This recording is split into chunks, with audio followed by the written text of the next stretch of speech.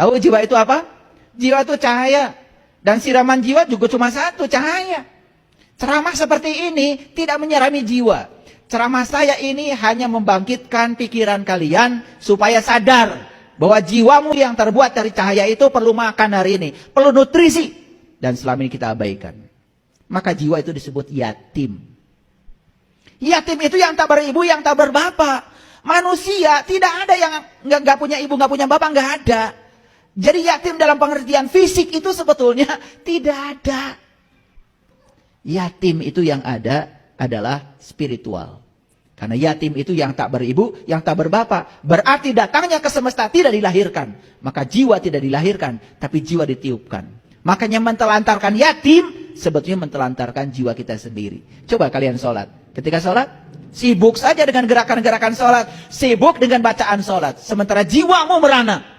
Sama sekali tidak dikasih nutrisi ketika sholat. Maka lihat, Quran tentang yatim, ayat tentang yatim, kan ada yang di Quran surat Al-Ma'un. Waktu cerita sholatnya yang tidak khusyuk. Betul? Coba.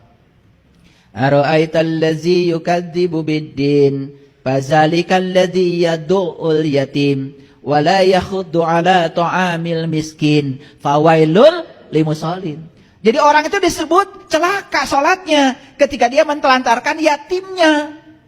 Itu ada kaitan, yatim dengan sholat itu ada kaitan. Kalau kalian sholat tidak memberdayakan jiwamu, itu sholatnya mentelantarkan yatim. Itulah yang disebut dengan pendusta agama. Makanya pendusta agama itu orang yang sholat, tetapi sholatnya itu hanya sibuk urusan materi, urusan fisik, urusan bacaan. Tetapi dia tidak tahu esensi sholat. Jiwanya tidak bisa mengingat Allah dan Rasulnya. Belum kenal, belum bersahadat secara sejati ke sana. Hebat ya Quran? Coba. Ara'aital ladzi yukadzibu biddin, celakalah pendusta agama. Fazalikal ladzi yad'ul yatim, mereka yang telah mentelantarkan yatim. Yatim itu adalah jiwanya sendiri. Wala yakhuddu ala ta'amil miskin, ya. Miskin, maka dia tidak akan pernah menjadi miskin. Miskin itu artinya orang yang tenang tentram. Dari kata sakana yaskunu miskinan. Maka Nabi Muhammad kan berdoa, ya Allah, hidupkan aku dalam keadaan miskin. Kan gitu. Hidupkan aku bersama orang-orang miskin dan matikan aku dalam keadaan miskin. Hati-hati, miskin bahasa Arab beda dengan miskin bahasa Indonesia.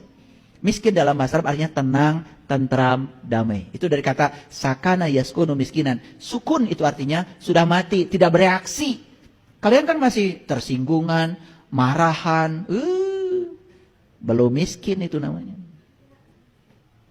Jadi miskin dalam pengertian spiritual itu bukan kere, bukan gak punya apa-apa, tapi tenang, tentram, damai itu. Makanya Rasulullah minta dihidupkan bersama orang miskin, orang yang tenang, tentram, damai itu maksudnya.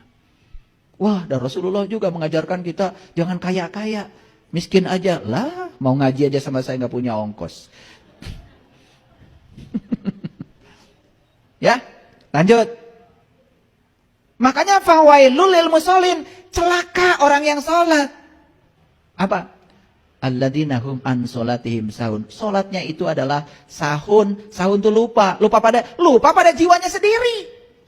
Hanya sibuk ngurusi yang lain-lain.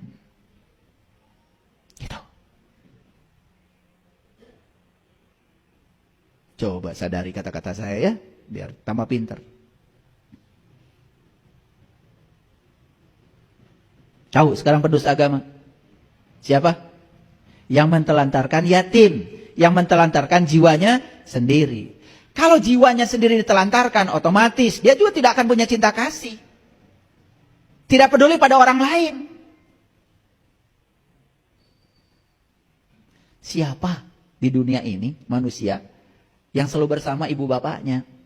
Ya pasti ibu bapaknya akan meninggal dong. Betul nggak? Dan yatim selama ini selalu berfokus ke sana. Iya. Sampai ada yang minta zakat ke saya, ayah saya yatim. Padahal dia pengusaha. Karena bapak ibu saya sudah tidak ada. Minta sumbangan. Itu kan kegagalan memahami yatim. Ya. Ya saya bilang, iya aja. Kamu itu memang yatim. Setiap hari mentelantarkan jiwamu sendiri. Makanya saya sumbang. Tapi bukan duit. Ikut pelatihan. Biar tahu cara merawat jiwanya sendiri. Ya, oke lanjut dulu. Ini terminologi sederhana yang selama ini salah kita memahami.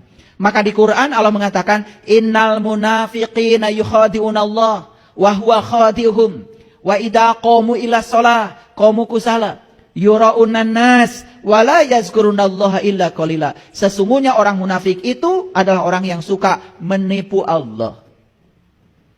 Siapa yang menipu Allah? Itu yang mentelantarkan jiwanya. Sehingga pada saat dia itu sedang sholat, jiwanya itu tidak memanunggal bersama Allah dan Rasulnya. Itu menipu Allah. Maka di Quran dikatakan, wa iza qamu ila sholah, qamu kusala. Dia sering sholat tapi sholatnya kusala. Kusala sudah jadi bahasa Sunda, keselan. Hayang buru-buru angges. Mun imam maca panjang, aduh imamna panjang ting. Makanya mau taraweh aja muter ya, cari imam yang paling pendek. Itu namanya kusala, keselan. Karena tidak bisa merasakan enaknya sholat. Yang lucu kalian tidak pernah mencari ilmunya. Itu saya tuh aneh. Yang kedua, yura'unan nas. Dia suka sholat tapi sholatnya riya. Yang ketiga, wala yazkurunallaha illa qalila. Dia tidak bisa mengingat Allah dalam sholatnya. Kecuali sedikit. Yang sedikit saja ingat Allahnya itu munafik. Ini kalian yang gak ingat sama sekali.